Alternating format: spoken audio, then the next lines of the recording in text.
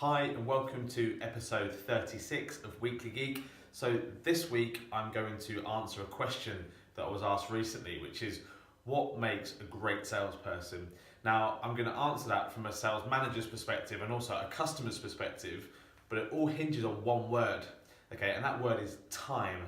And the best salespeople I've ever worked with have a really brilliant appreciation for the fact that there is not an infinite amount of time available, and how they use that time will determine how successful they are or not. So from a sales manager's perspective, what that means is that the best salespeople are brilliant at very quickly determining the customers that they can and can't sell to via qualification.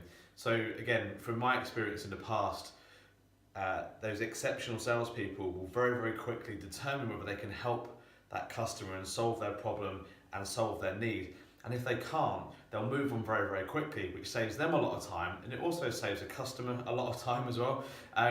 So what that means is those people go out, they will find lots and lots of leads, so they keep their pipeline really full, and then they qualify stuff super quickly, and then they only focus on the stuff that they realise has a really good opportunity to close.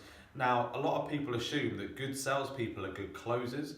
Now, my belief is, yes, there is some skill around closing and asking for the business, but it's much easier to close stuff that is actually there to be closed in the first place. So finding out early on whether you can actually sell to somebody will determine what your close rate is over here, rather than just the skill of closing, if that makes sense.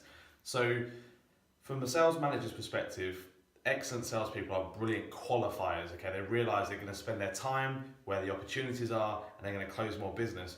Now, from a customer's perspective, because that salesperson has determined who they can help and whose problem they can solve and whose need they can solve, they have more time to spend with the customers who are actually highly likely to buy something from them, which means the customer ends up getting a better experience. They'll feel listened to, they'll feel engaged with. So that appreciation of time benefits on both sides. You end up with happy salesperson and successful salesperson, happy sales manager who's looking at a big full sales funnel, and a salesperson who isn't wasting their time on opportunity that can't be converted. There's also that set of customers who can't buy from you, who are also happy because you haven't wasted their time and tried to sell them something that they didn't want. But also over here, you've got your actual customers who are delighted because that salesperson has used that precious time to care about them and close them and help them and see them across the line.